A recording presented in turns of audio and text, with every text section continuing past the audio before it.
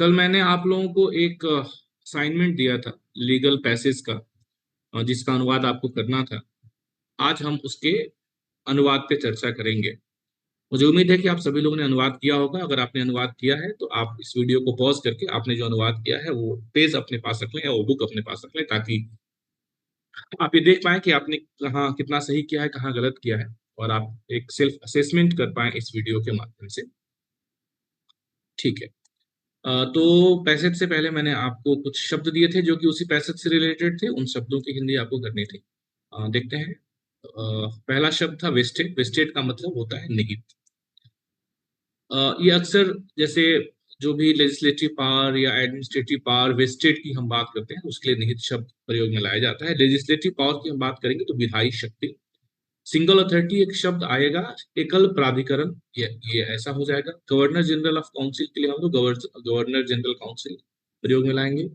Authority के लिए प्राधिकरण शब्द होगा। इंडियन काउंसिल्स एक्ट के लिए भारतीय परिषद अधिनियम 1861, ऐसा हम कर सकते हैं। गवर्नर जनरल काउंसिल ऑलरेडी हमने कर लिया है।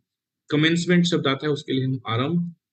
इंडियन लेजिस्लेचर के लिए भारतीय विधानमंडल। देयर अंडर के लिए इसके अंतर्गत। इंडियन इंडिपेंडेंस एक्ट के लिए भारतीय स्वतंत्रता अधिनियम 1947।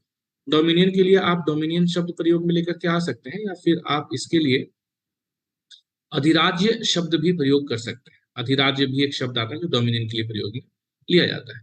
प्रोविजंस के लिए प्रावधान, और प्रोविजनल कॉन्स्टिट्यूशन के लिए अनंतिम संविधान, ये शब्द आप प्रयोग में लेकर के आ सकते हैं। ठीक है। अब हम आते हैं हमारे पैसेज के ऊपर। ये हमारा पैसेज है। यदि आप में से किसी ने जिन लोगों ने भी अनुवाद नहीं किया है, वो यहीं पे वीडियो को पॉज करके आप चाहें तो एक बार इसका ट्रांसलेशन कर सकते हैं। शब्द ऊपर मैंने आपको बता दिए हैं जो मुश्किल थे, और उसके बाद फिर आगे आप इस वीडियो को देख सकते हैं। इससे क्या होगा कि आप अपना एक स्व मूल्यांकन कर पाएंगे। ठीक है। हम लोग आगे बढ़ते हैं और देखते हैं कि ये जो पैसेज हमने कल दिया था, the ministry of law and justice is the oldest limb of the government of India dating back to 1833 when the charter act 1833 was enacted by the British parliament. तो इसको कैसे अनुवाद करेंगे हम, ये पूरा पैसेज एक बार हम देख लेते हैं।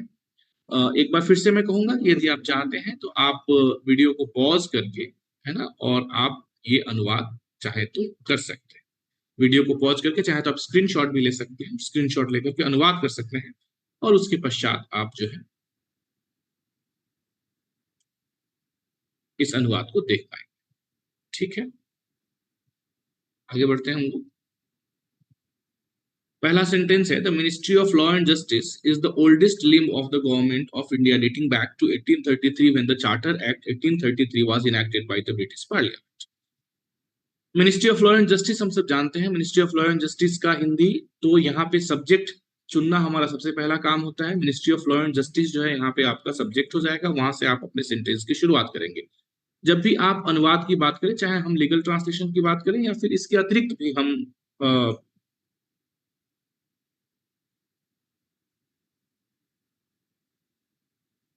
ट्रांसलेशन की बात करें, तो उसमें ये बहुत ज्यादा महत्वपूर्ण होता है कि हम लोगों ने हमने अपना अनुवाद, जो अनुदित सेंटेंस है उसे शुरू कहाँ से करा।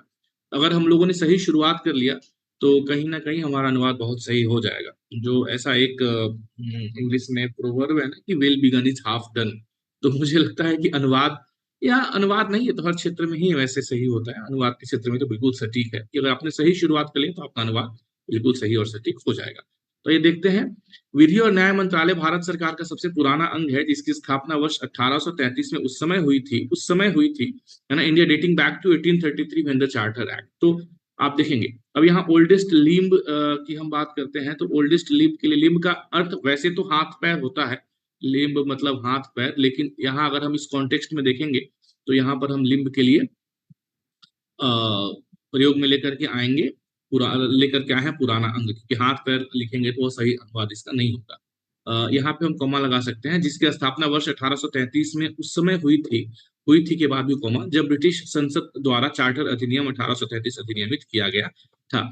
ये कॉमा भी बहुत जरूरी है। कॉमा सेमीकोलन अनुवाद करते हुए बहुत महत्वपूर्ण पार्ट अनुवाद का होता है, क्योंकि कॉमा मतलब इससे ही आपका सेंटेंस सेग्रीगेट होता है और सही और सटीक अर्थ निकल करके आता है। कई बार कमा और फुल स्टॉप ना, कमा और सेमीकोलन ना लगाने से या फुल स्टॉप ना लगाने से, पूर्ण विराम ना लगाने से आपका अनुवाद सही अनुवाद भी गलत प्रतीत होने लग जाता है, उसका सही अर्थ समझ में नहीं आ पाता है। तो ये आप ध्यान में रखेंगे, ये गलती आप कभी नहीं करेंगे, इससे आप कभी इग्नोर नहीं करेंगे। आगे बढ़ते हैं। The said act vested legislative power in a single authority for the first time, namely the Governor General of Council. By virtue of this authority and the authority vested under him under Section 22 of the Indian Councils Act 1861, the Governor General's Council legislated for the country from 1834 to 1920. अब ये थोड़ा लंबा sentence है, इसमें कई part है।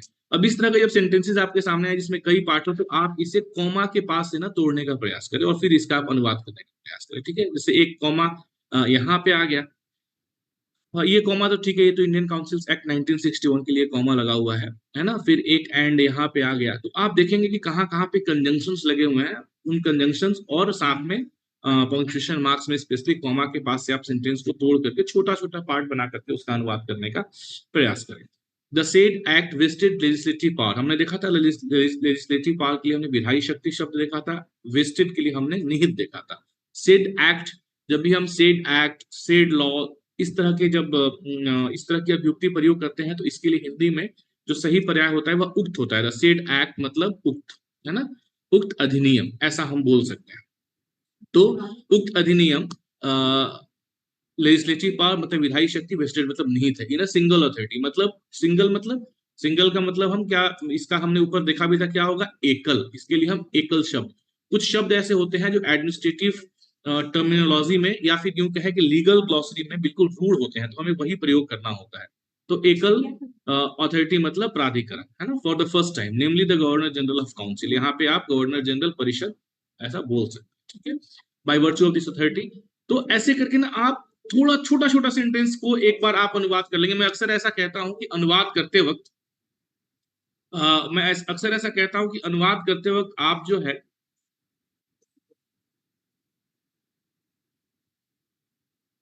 सो इस प्रकार से हम देखते हैं कि इसका अनुवाद क्या होगा। उक्त अधिनियम ने पहली बार विधायी शक्ति को किसी एकल प्राधिकारी, अथॉरिटी मतलब प्राधिकारी, अर्थात गवर्नर जनरल की काउंसिल में निहित किया था। यहाँ पे की शब्द को आप चाहे तो ओमिट भी कर सकते हैं, है ना। की शब्द अगर आप नहीं भी लगाएंगे तो भी आपका अनुवाद सही होगा। गवर्नर जनरल काउंसिल में निहित किया था, वह भी सही है। इस प्राधिकार के नाते और इंडियन काउंसिल अधिनियम 1861 की धारा 22 के अधीन उसमें निहित प्राधिकार के द्वारा गवर्नर जनरल की काउंसिल ने सन 1834 से 1920 तक देश के लिए कानून बनाए।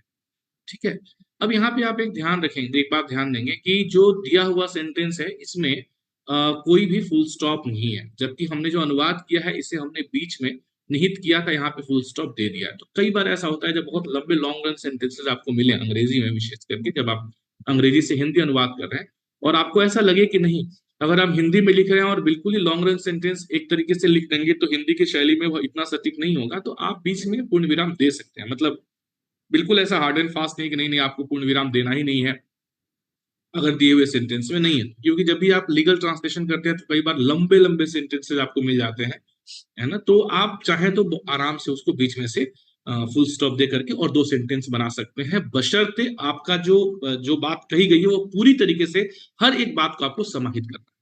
लीगल ट्रांसलेशन में एक चीज बहुत इंपॉर्टेंट है कि आप इसमें कोई भी टर्म की बात यदि मैं कर रहा हूँ, विशेषकर लीगल टर्म, तो आप ओमिट नहीं कर सकते। छोटे से छोटे टर्म को भी आपको मेंशन जरूर करना है, क्योंकि कोई भी टर्म ओमिट, चूंकि लीगल चीजें होती है तो लीगल एस्पेक्ट में कोई भी चीज ओमिट कर देने से ना इसका बहुत बड़ा फर्क पड़ जाता है। तो कई बार लीगल अनुवाद करते वक्त ना इन चीजों का भी बहुत ध्यान रखा जाता है। ठीक है, तो ये आप ध्यान रखेंगे। तो इस प्राधिकार, तो हमने क्या किया, the said act vested legislative power in a single authority for the first time namely the governor general of council by virtue of general of council. तो यहाँ पे जो कॉमा था यहाँ पे हमने फुल स्टॉप तक एक सेंटेंस कर लिया। Bye virtue of this authority, यहाँ से इस प्राधिकार के नाते, है ना, वर्च्यू के लिए नाते शब्द प्रयोग किया गया, और इंडियन काउंसिल अधिनियम 1861 की धारा 22 के अधीन उसमें निहित प्राधिकार के द्वारा गवर्नर जनरल की काउंसिल ने, तो गवर्नर जनरल की काउंसिल ने 1834 से, यहाँ पे आप परिषद शब्द भी प्रयोग में लेकर के आ सकते हैं, जहाँ पे काउंसिल लिखा हुआ है, नेशन 1834 से 1920 तक देश के लिए कानून बनाए। अनुवाद का सबसे खूबसूरत पक्ष ये होना चाहिए कि जब आप अनुदित पाठ पढ़ें तो आपको ऐसा लगे ही ना कि अनुदित पाठ है, आपको ऐसा लगे कि अगर मूल रूप से हम इस बात को हिंदी भाषा में लिखते तो ऐसे ही लिखते। ये सबसे खूबसूरत और सबसे सशक्त पक्ष होता है आपके अनुवाद का, जिसको कि आपने ध्यान में रखना। आगे बढ़ते हैं। अगला सेंटेंस है, after the commencement of the government of India act 1919 the legislative power was exercised by the Indian legislature constituted thereunder. ठीक है, अब यहाँ पे देयर अंडर एक शब्द है, इसको आप ध्यान रखेंगे। ये शब्द लीगल ग्लॉसरी में बार बार आता है, लीगल टर्म्स में जब भी हम लिखते हैं देयर अंडर बार बार आता है। ठीक है, कमेंसमेंट मैंने आपको बता दिया, गवर्नमेंट ऑफ इंडिया एक्ट 1990, ये सब देख लिया हमने, तो ये सारे वर्ड्स हमें पता है, तो हम देख लेते हैं। चूंकि छोटा सेंटेंस है तो इसका अनुवाद बहुत ज्यादा मुश्किल नहीं होगा। भारत सरकार अधिनियम 1919 के लागू होने के बाद विधायी शक्ति का प्रयोग उसके अधीन गठित भारत के विधानमंडल द्वारा किया है। The Government of India Act 1990 was followed by the Government of India Act 1935. Very simple. Bharat सरकार अधिनियम 1919 के बाद भारत सरकार अधिनियम 1935 आया। इसमें was followed by कहीं कोई मतलब, अब इसमें इस तरीके से कोई करे कि फॉलोड लिखा है सर, तो हम क्या कहें कि अनुसरण किया गया, अनुसरण हुआ, इत्यादि इत्यादि, तो ऐसा कोई आवश्यक नहीं। ठीक है,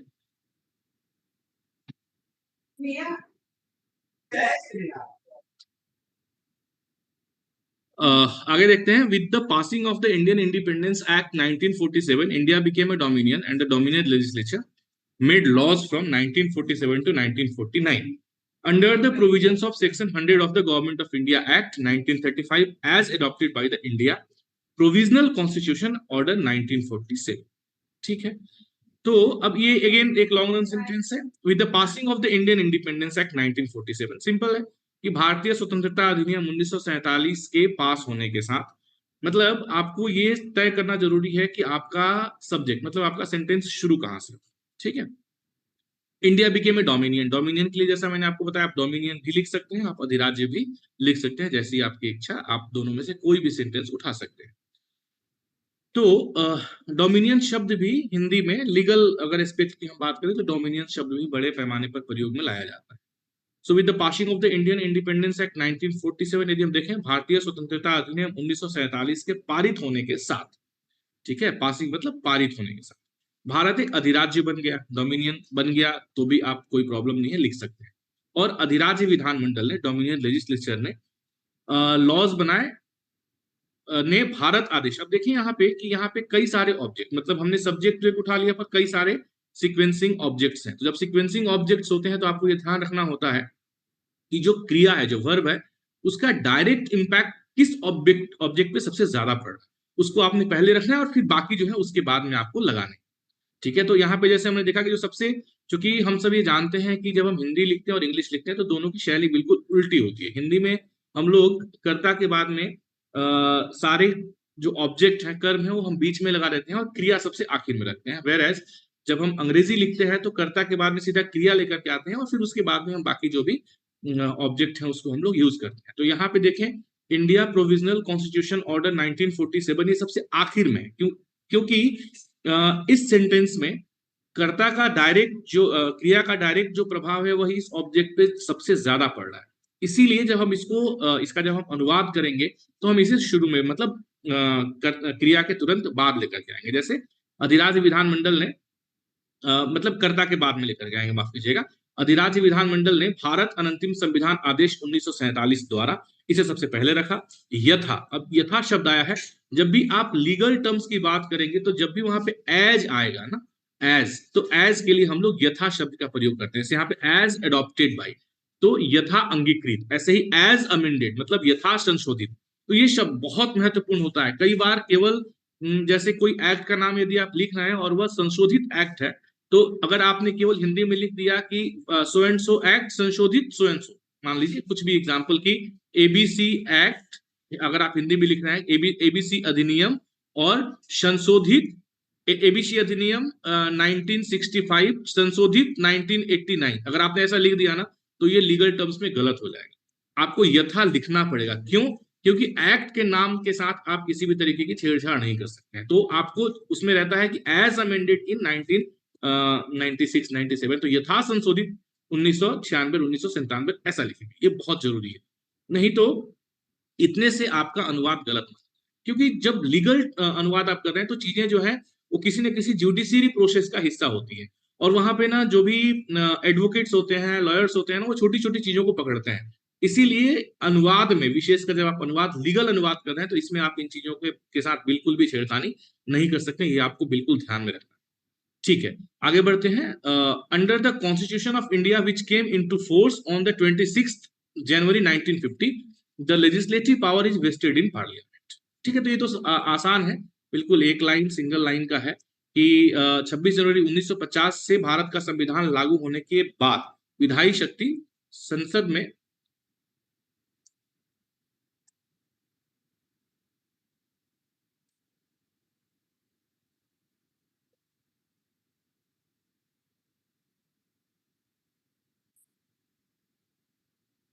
26 जनवरी 1950 से भारत का संविधान लागू होने के बाद विधायी शक्ति संसद में निहित है।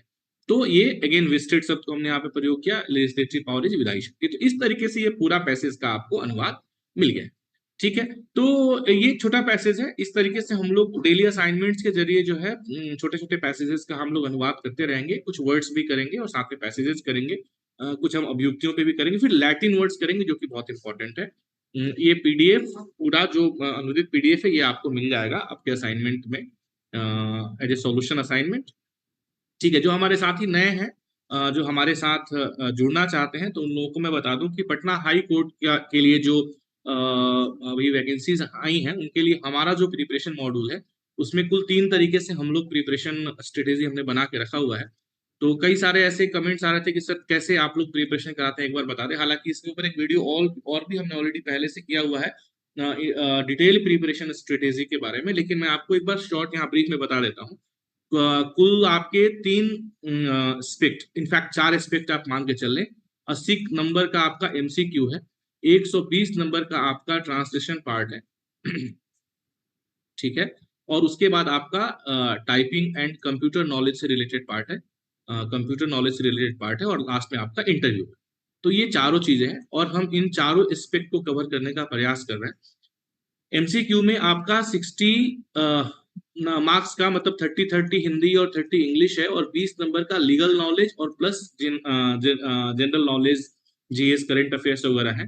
और यहाँ पे आपको 4 पैसेज है ना, 4 पैसेज, 2 हिंदी के और 2 इंग्लिश के अनुवाद के लिए मिलेंगे 30 मार्क्स ईच।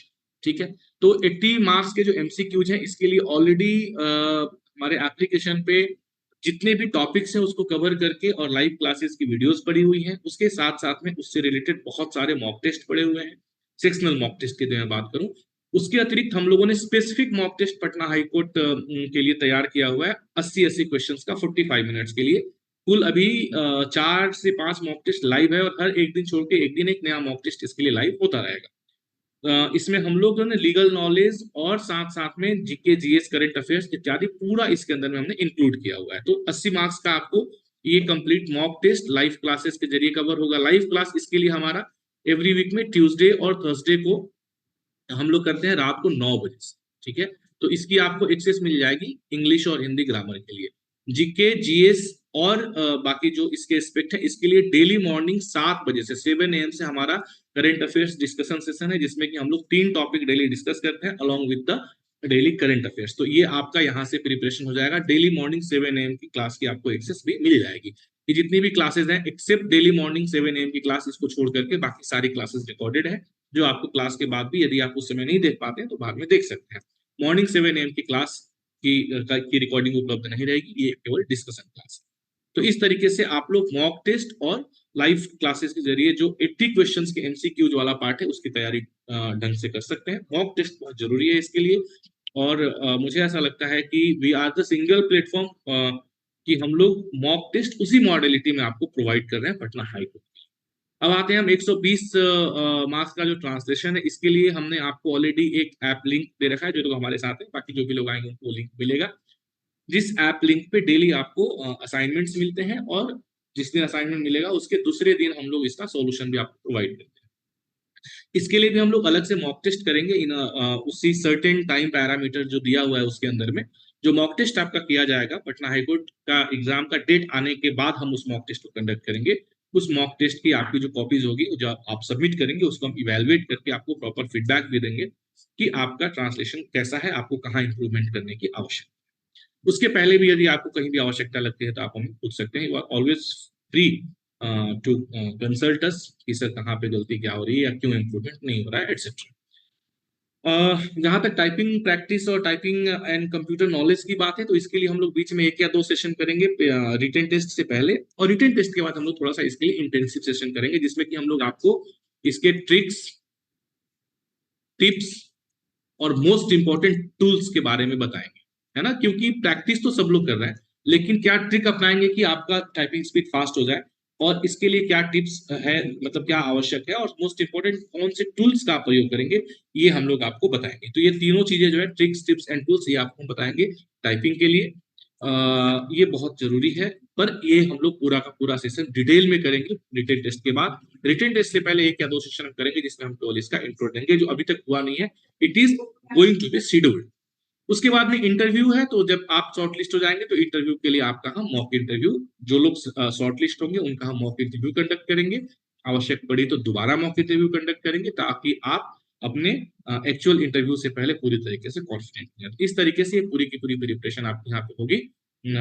इसमें यदि आप इसका हिस्सा बनना चाहते हैं, पटना हाईकोर्ट का हमारा जो बैच है फाउंडेशन का, तो उसके लिए आप लिंक में इसके डिस्क्रिप्शन में लिंक है, वहां से जाकर के आप उसे उसका हिस्सा बन सकते हैं। नहीं तो यदि आप हमसे कांटेक्ट करना चाहते हैं, तो ये हमारा नंबर है, ये हमारा वेबसाइट है learningaksh.com, या फिर akshfoundation.org, ये भी हमारी वेबसाइट है। So thank you so much, मिलते हैं अगले लाइव क्लास में, तब तक